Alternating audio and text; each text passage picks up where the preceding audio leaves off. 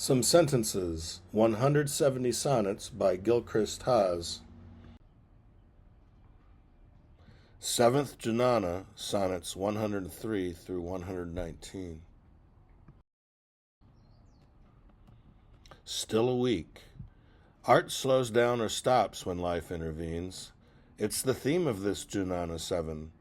We're thrust upon our basic ways and means, that primary route that leads to heaven in the here and now and the hereafter, while the shorter but secondary route is sealed off, though we'll survive on laughter until we can pry back open the chute.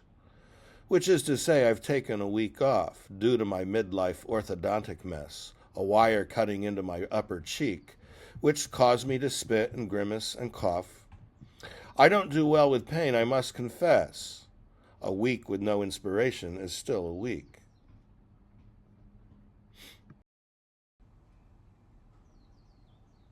Art and life and neighborhood rage.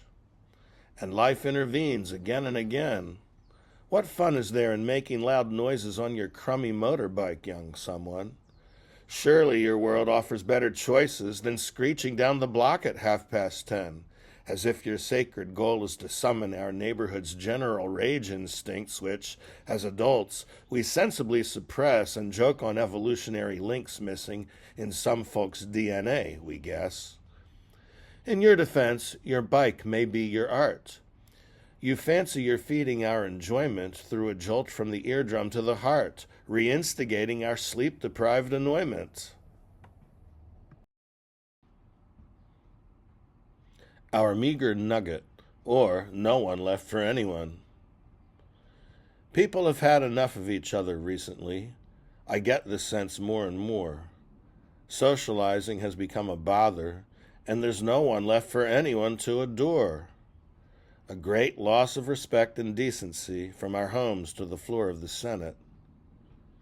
We'd all like to end close adjacency with neighbors who've told us to fuck off and meant it. And now we're collecting guns and sabers to win friends and influence people, as that ancient sage Dale Carnegie put it. Nothing doing. The fruits of our labors still lost to billionaires who wheedle us into coughing up for them our meager nuggets. Daily bread. It's good once a week to empty your head, to clear your brain of emotional filth and the work week's accumulated dread left over from dogged pursuit of wealth, status, connections, and reputation, sometimes production for production's sake. It's kind of like cerebral ablation, turning your mind off, staring at a lake, listening to Bach or the Grateful Dead. Some of these sonnets are along such lines. They're like the Christian trope of daily bread, on which we feed as ambition declines. This rest is really something to savor, allowing return to a richer self-favor. One for all and all for one. This book is set at full capacity. What I mean by that is that the design encourages truth and mendacity, goodness, badness, the profane, the divine, my own feelings versus everything but, here simplicity, there complexity, the open-ended, the narrow and shut, all the things that I love, whatever's vexing me. You reach a point in your development at which it's one for all and all for one. You focus on the smallest element, then survey everything under the sun in a full exploration of your range, from the rounded and whole to the dross and the mange. As they mount their rising star. The universe is teeming with life, an assertion based on probabilities. But it's got no heart to thrust a knife in. This forest we only see through these trees, with no life for us to transplant or kill because the distances are far too vast. We'll never spy beyond our windowsill any prequel life or life for us to outlast. James Webb, DeGrasse Tyson, and Brian Cox. There ain't no way, they say, we'll ever know a non-earthly crab or lion or fox that beings with language might like to show to such similar beings as we are, with thoughts such as these as they mount their rising star. never-lasting apotheosis. They're an exercise in futility, though one in which we frequently engage.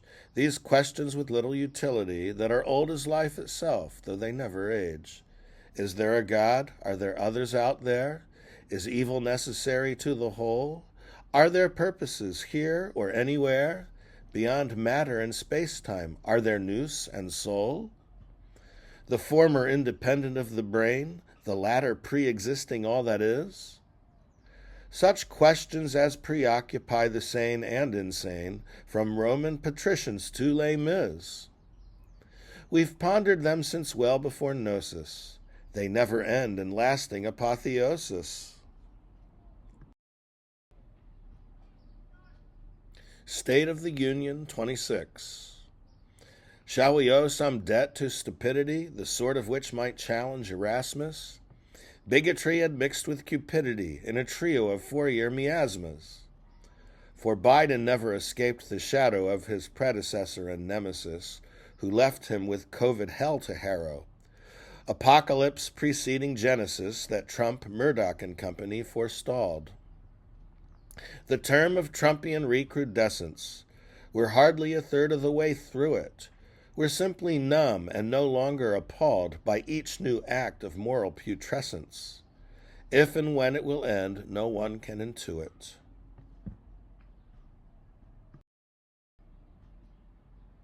On poetic contrivance. Avoiding contrivance is a virtue, though we contrive out of necessity. I could rhyme that starting line with hurt you and allow it to make a mess of me and my desire to write another poem.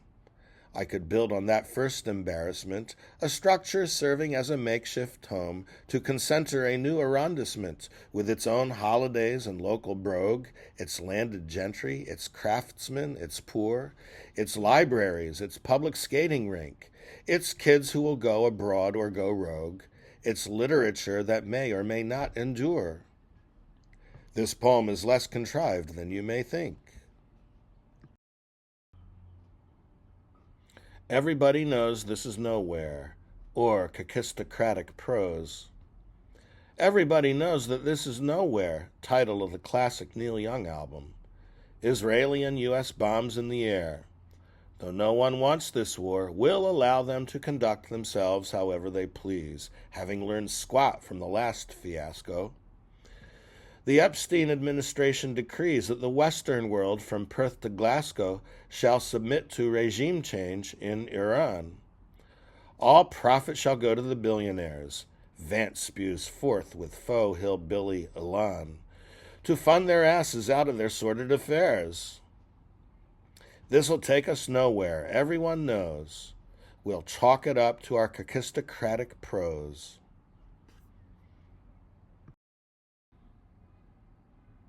In a Sonnets Minute. The universal and the topical, poetry books should have an even mix. Today we must relentlessly mock all miscreant demagogues and their dastardly tricks. We withdraw from the now as we sicken on whatever is evil within it.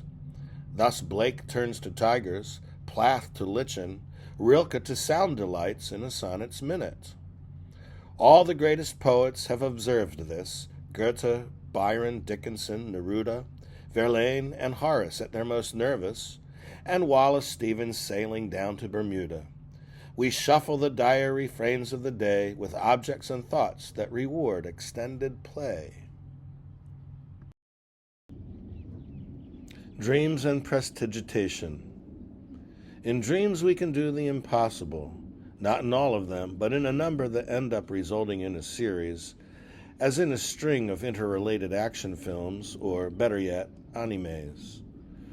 We're granted a set of skills that varies with the scene, accruing no loss at all of power, no need for rest or slumber. Each challenge can be manipulated as we dash like Mario through the maze, avoiding trolleys and giant vultures, discovering our arms in fact are wings, retooling flora as props and bolsters, and prestidigitating our dream world's happenings. Some poems beneath this clock. Each day possesses its needs and demands that press upon all of us each to each. When every man wakes up, he understands no more than the bits and pieces within his reach. He's like the man-apes in Kubrick and Clark, dumbstruck before the monolithic whole, awaiting the knowledge of flint to spark the myth of Prometheus and the fire he stole. Our energy flags. We grab what we can, and when we can, we make it something more. We accumulate in our brave lifespan enough to provide our children with goods and lore. Our days, end to end, comprise our epoch. Its annals we've stacked in some poems beneath this clock. Some meanings, or poet's amenity. Some meanings are now unavailable, as they haven't been recorded in time. But these are firm and unassailable. On some tomorrow they'll be unearthed in the lime. Some meanings never manage to get caught. Thus, they're not true, but only potential.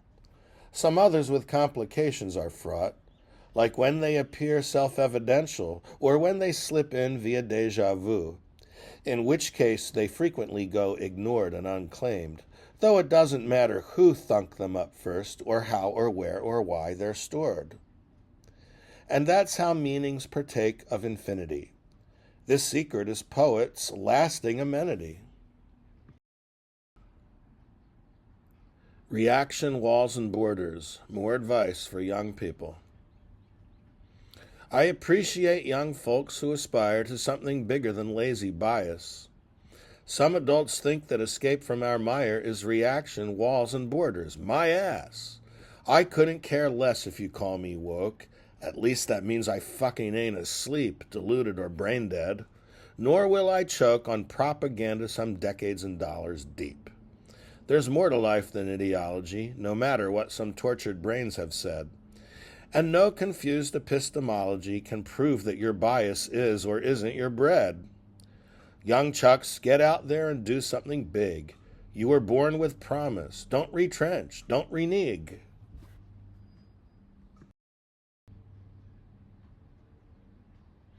Algorithms.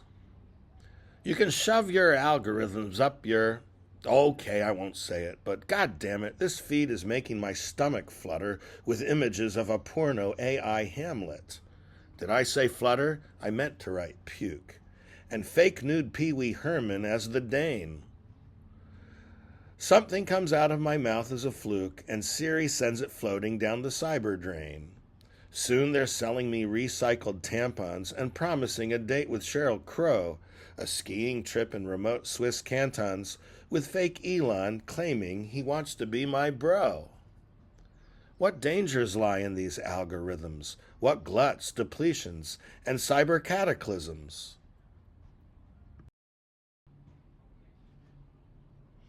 Conjugating art from life. Yes, when life intervenes, we all should laugh, as I declared 16 sonnets ago. We giggle and resume our dreary math to tally our needs from the sum of what we know. Of what is down to earth and close to home, and unabstracted from the floors we sweep. Someday it may be featured in a poem and cause our most cherished friends to shiver and weep. We'll get to art when next we take a break and wish to wander out some afternoon, at wit's end or when sanity's at stake and life's tougher calculus is making us swoon. All language and all enterprise is rife with a rapt desire to conjugate art from life. And that was some sentences, 170 sonnets by Gilchrist Haas, the 7th Junana, sonnets 103 through 119.